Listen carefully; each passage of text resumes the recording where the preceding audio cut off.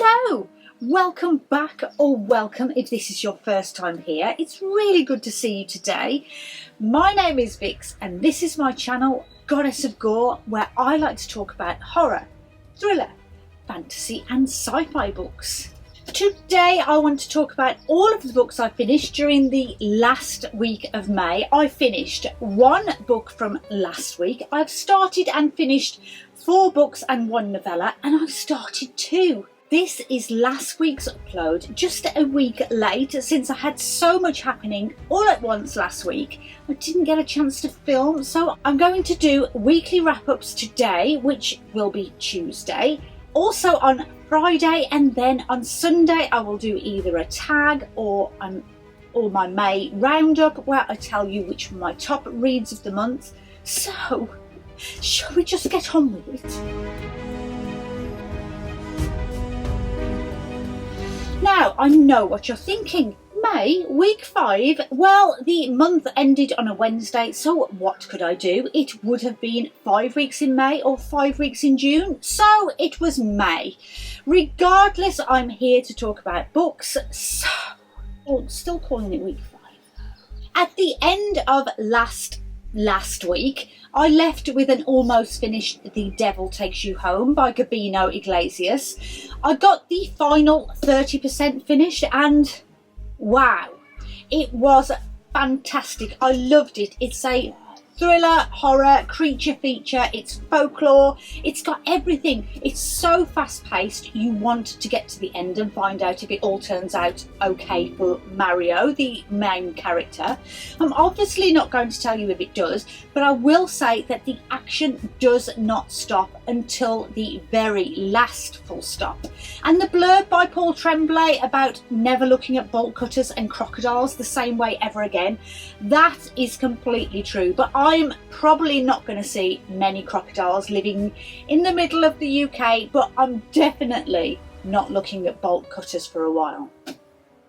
The Devil Takes You Home by Gabino Iglesias is a raw, unapologetic thriller that delves deep into the dark realities of grief, poverty, racism and the harshness of, in this case, America.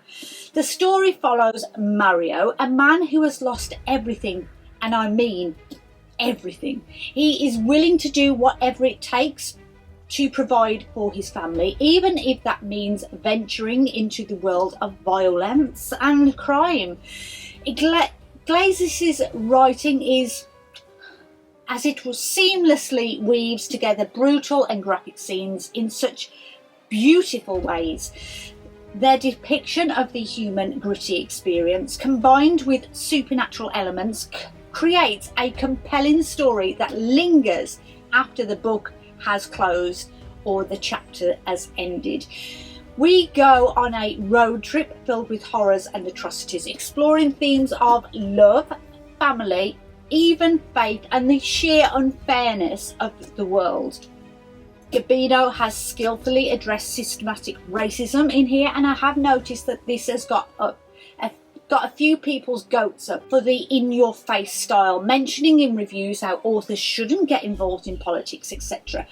But I think they should. Putting a mirror up to the reader or the world is what horror is perfect for, and I think most horror readers do actually acknowledge that, and in this book it's done perfectly. The struggles of marginalised characters immersing us, the reader, into a world where every detail matters. The sense of place is vividly portrayed, capturing the stark contrast between poverty and the beauty of the open road. The inclusion of ghosts, monsters and supernatural elements adds an extra layer of intrigue to the story. Mario's voice is strong and compelling, and his companions, Brian and Juanca, are equally lovingly written, and they are believable characters. The fast pacing, as I said, keeps readers engaged with short chapters that entice you to keep turning the pages as they're supposed to. Mr. Iglesias has, some might say, fiercely incorporated the Spanish language in the book as well as the culture, adding authenticity, I think, to the story. And the violence, it is brutally depicted and it's intense and graphic, but it seems to serve a purpose in highlighting the harsh reality and frustration of the characters' lives. This book is a mesmerising and unforgettable novel that just captivated me. I really can't wait to read Gabino's other books that I think are also stories told from the perspectives of complex and marginalised characters. Then, Ascension by Nicholas Binge. This was a NetGalley gifted ebook, which I noticed is also now on Scribd, and I talked about this in my new releases to look out for in April. This opens with a foreword. Ben is describing his brother Harry as a strange child who has a scientific brain, but he has formed a wonderful relationship with Ben's daughter Harriet as she was growing up. On Christmas Day though, in 1990, Harold just doesn't turn up. Ben isn't surprised being let down by him. This has seemingly been the norm before Harriet was born, but she is devastated. So in 1998, Ben declares him officially dead and a funeral is then performed. However, he receives a phone call 30 years later from an old university friend to tell him that while he was visiting his grandmother in a mental health hospital, he could have sworn that one of the other patients was Harold, his missing brother.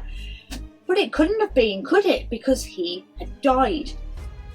Ben races down and finds that indeed, yes, the elderly man is his brother, and he spends a week at his bedside. His conversation is often nonsense, in between some violent outbursts, but one evening he sits at his bedside and notices a bag, the only possession in his hospital room. Inside are hundreds of pieces of paper which he realises are letters all addressed to Harriet. In the past he had received a couple of letters from him before that Christmas of 1990, but they had made no sense at all. But these letters were dated before and after those previous ones, so now he has a timeline of letters that could possibly explain, well, what has happened to his brother, where he has been. So that night, when he returns to his accommodation, he gets a phone call to say Harold has doused himself in kerosene and set himself on fire.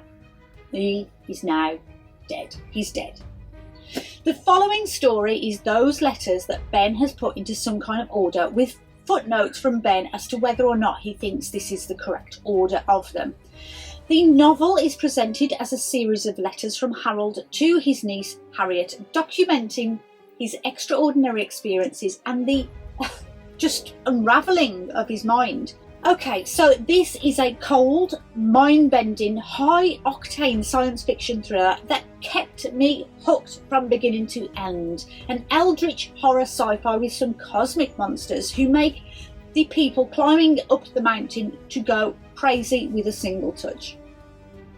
Time is seemingly non-existent, with the climbers losing track and some feeling like they've been wandering for years when it has just been a couple of days. The story follows Harold Tunmore, a physicist who is part of an exploratory team with the military from all over the world in charge, so no one is sure who is actually funding, what country is funding the expedition. They are there to investigate the mysterious appearance of a gigantic mountain in the middle of the ocean. The mountain's magnitude and strangeness defy description, leaving the characters and us, the reader, in awe and disbelief. The story is, I think, a blend of horror, suspense, violence, and moments of cosmic mystery. But what it excels at is the immersion into the cold, frozen mountain. The frostbite, the frozen faces are completely believable. The starvation and the madness are described just so well. The characters in Ascension are compelling and well-rounded, with Harold's descriptions and impressions bringing them instantly to life. The supporting characters such as Betan, the Warden and Nayako add depth. The flashbacks interspersed throughout the novel shed light on the reasons for Harold's isolation and stoic nature, enhancing, in my opinion, the main storyline. And this is a debut novel. I just have to wonder what Nicholas will pull out of his bag next, in the next book. So, if you like the atmosphere of the terror, the cosmic of the fisherman, this is your book. And I may even go as far to say you should be adding it to cool down your summer reading list. Like, now. Coraline by Neil Gaiman. Terrifying. Illustrations and a downright creepy story this time round in the Year of Gaiman read-along. Coraline tells the story of a young girl named Coraline Jones. She and her parents move into a new neighbourhood, to a big old house that's been divided into flats. Coraline's parents are often busy with work and as a consequence pay her very little attention, leaving her feeling bored a lot of the time. So one day Coraline discovers a hidden door in her new home that leads to an alternate version of her reality, which she calls the other world. In this other world, Coraline has other parents, but they are attentive and dote on her. They seem perfect in every single way except for their unsettling button eyes. At first, Coraline enjoys the attention and excitement of the other world, but she soon realises that things are not quite as perfect as they seem. She encounters the other Miss Spink and Miss Forcible, two of her eccentric neighbours in the other world, and a mysterious black cat that can move freely between the two worlds. She also befriends a captive boy named Byebye, who has been trapped by the other mother. As Coraline delves deeper into the other world, she discovers that her other mother wants to keep her there forever. The other mother eventually reveals her true form, a monstrous creature who feeds on children's souls.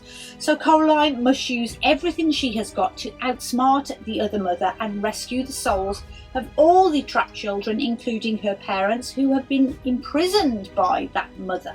With the help of the cat and her own determination, Coraline confronts the other mother in a final battle. Then, Malevolent 7 by Sebastien de Castell. If I had to write a blurb for this book, I would say it is a fantasy equivalent of Guardians of the Galaxy with bigger assholes.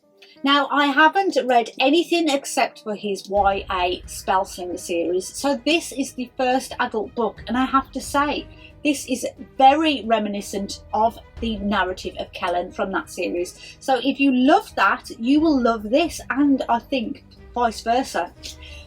This is a self-aware narrative that very often addresses the reader when you can foresee disaster or when there's going to be a hypocritical moment, both of which happen a lot in this book.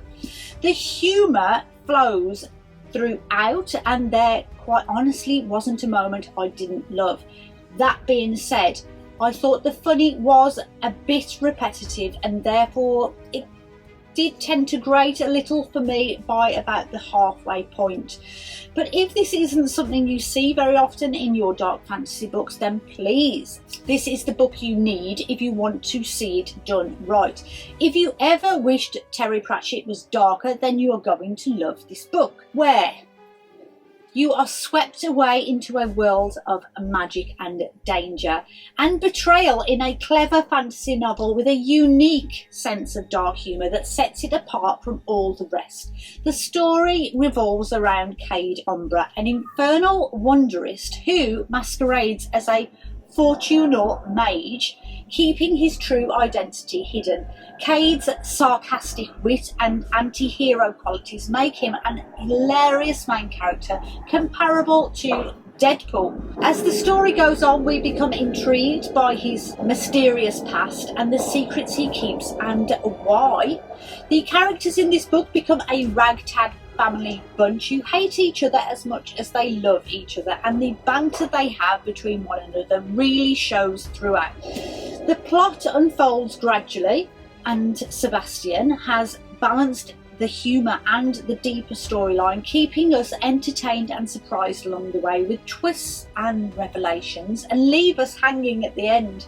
Obviously, this will be a new series, because when did fantasy ever make a standalone? Sundial by Catriona Ward. This is a straggler from my last May's TBR jar, and I just pulled it out before I refilled it again. And this was not what I was expecting at all. It was fantastic. This was a gripping psychological thriller with some truly horrific moments that delves into the dark secrets of a broken marriage and a dysfunctional family. It follows Rob, who is an English teacher and mother of 2 little daughters. She's married to a charming professor who turns out to be a right old scumbag with some serious anger issues. So the main plot is when Rob's eldest daughter, Callie, starts displaying some strange behaviour, like collecting animal bones, talking to ghosts. Rob becomes increasingly concerned. Her worry intensifies when she discovers that Callie may pose a threat to her younger sister Annie, which pushes Rob to take matters into her own hands. In an attempt to uncover their family's dark past and protect her daughters, Rob embarks on a journey to Sundial, her eerie, strange inherited childhood home. She's determined to come clean with Callie, so Rob shares with her the haunting story of their family's history. As the story unfolds, Rob is faced with the toughest decision of her life. How far is she willing to go to save her daughters? Can she shield them from the darkness that has haunted her for years? And who is the real monster in their midst? It becomes apparent that in order to salvage their family, someone may have to make the ultimate sacrifice. But who? This is my first Catriona Ward, and it won't be my last. Her writing is gorgeous. I can't believe that I haven't paid her any attention until now, so that's a big mistake on my part. Splitting between the past and present as well as point of view, this book did it so well. I never once became confused who was telling the story and from what timeline, which can be a problem with so many stories within a story, but not this time. Rob's storytelling transports us, the reader, back to her younger self while maintaining a gripping story in the present as she interacts with Callie. Catriona weaves a web of uncertainty, blurring the lines between reality and the supernatural. The ghosts that haunt the story may be figments of Rob's imagination or the remnants of her troubled past that keeps us guessing throughout the book. Everyone is unreliable, I felt, but while the characters in Sundial may be unreliable, untrustworthy, and yes, downright unlikable sometimes, the intricate plot compensates for it. They have expertly explored the difficult female relationships, particularly between sisters, mothers and daughters, and the novel raises questions about the influence of nature versus nurture, whether our identities are shaped by blood ties or the environment which we are brought up in. As the story unfolds, we get tiny nuggets of crucial information which build the tension and suspense. This book contains so much in so few pages, going into dark themes such as domestic violence and animal cruelty. There's so much animal cruelty inside that it was a struggle at times, I have to say. But this is such an intricately plotted puzzle that you can almost forgive all of the triggers. The dry, dusty desert atmosphere is breathtaking, and I was absolutely stunned by it. A book of fascinating family dynamics, identity, and the choices that shape our lives. And despite the disturbing content, the value lies in Catriona's beautiful writing and the complex tale of choosing one's own destiny. This book has left a lasting impression, and I 100% wish I had read this when I had first received it. I will never sit on one of her books ever again. And then it was time to be a pirate. Forget it. with the first of the pirate books from the Once Upon a Readathon that I'm doing on Team Pirates. This is a novella found at the very back of Wounds, 6 stories from the Borders of Hell by Nathan Ballingrud. So this opens with the story from Martin Dunwood and his associate Gully. Martin is standing on the docks and Gully comes up to meet him with a severed human tongue that he has just ripped out of one of the 4 sailors he has just gutted. Nice.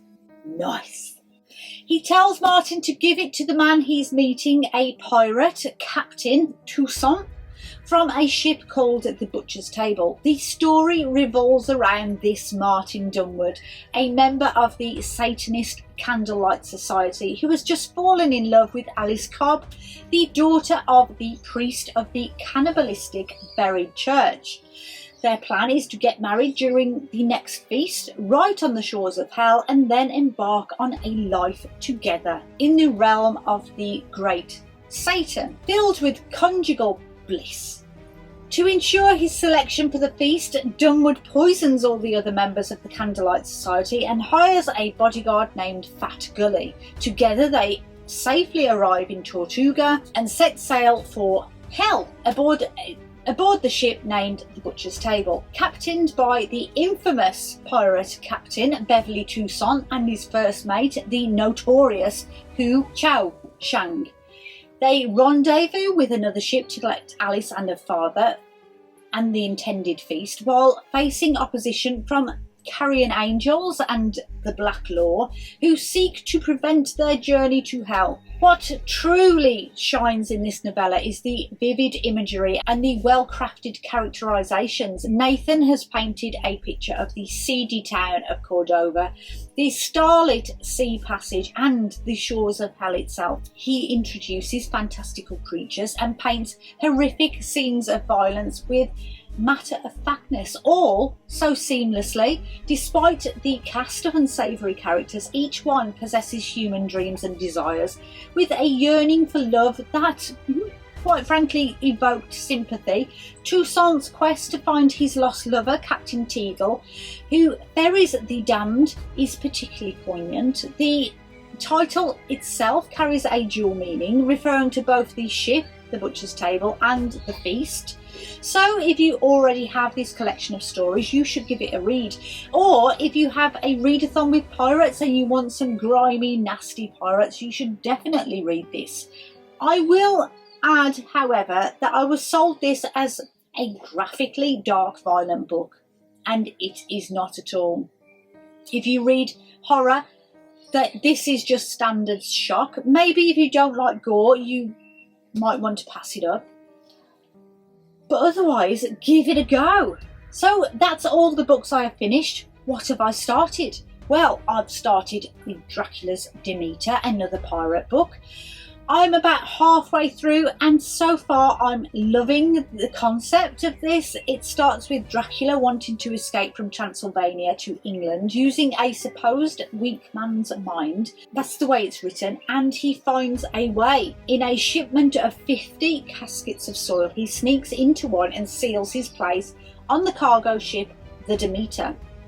Our main character is looking for an escape too. He mutters something about a broken heart to the captain of the cargo ship, but he's refused because, quite frankly, he's not cargo. But he said he'll work on the ship instead. After a bit of a joke, he gets his own way. Then, just as the crew are loading the ship of the soil, 3 sailors run off before it goes any further. They just get a bad feeling. So we know that Dracula's on board, since it cuts to him every now and then, and as he awakens at night, he can smell and feel the call of the blood of the crew on board, and he is beginning to need a top-up. At the same time, we get to find out more information about the love story between Martin and his lover. But as the crew start to go missing, the bad feelings get worse and worse. Although this is slow, the exciting stuff I didn't think happened until about 30% in, I am still enjoying it. The mood on the ship, the isolation of being in the middle of the ocean, really quiet and foreboding, is really good, and it's so atmospheric. All of the night scenes of I saw something strange but I didn't want to tell you because you think I'm mad kind of thing, dark fluttering sounds and voices, you can really imagine the creaking of the wood and the swoosh of the boat in the water, the tide, the occasional bell, and then it's okay so far. The Lord of the Rings, The Two Towers, yes, I have started book 2 of the Lord of the Rings trilogy, and obviously I won't be talking about this book after today because I am reading a chapter every day or so until I finish it, other than to say what part I've got to. So as it starts, as always, after a bit of a song, obviously, Aragorn, Legolas and Gimli set off to follow the orcs on the trail of the missing hobbits. So that's it. Thank you so much for being here and hanging out with me today. In England, we're having a bit of a melting moment with the temperatures getting up to a very moist, over 30 degrees. That's around the late 80s Fahrenheit for the other people. And it's so sticky here that us Brits can't cope in this heat. What's it like where you are? Have you been hiding in the shade like me, sitting in your own sticky mess? I don't like this heat one bit. But anyway, thank you so much for watching today. Don't forget to like if you did like this and subscribe if you want to stick around for a little longer. I will leave you as always with a quote from one of the books I have read this week, and I have an absolute treasure, nay, a banger for you today. I am a vile, treasonous outcast who betrayed every single one of our teachings. I will wage war for money, consort with diabolics for my spells, and I have been known to pleasure myself on holy days. Until next time, bye-bye.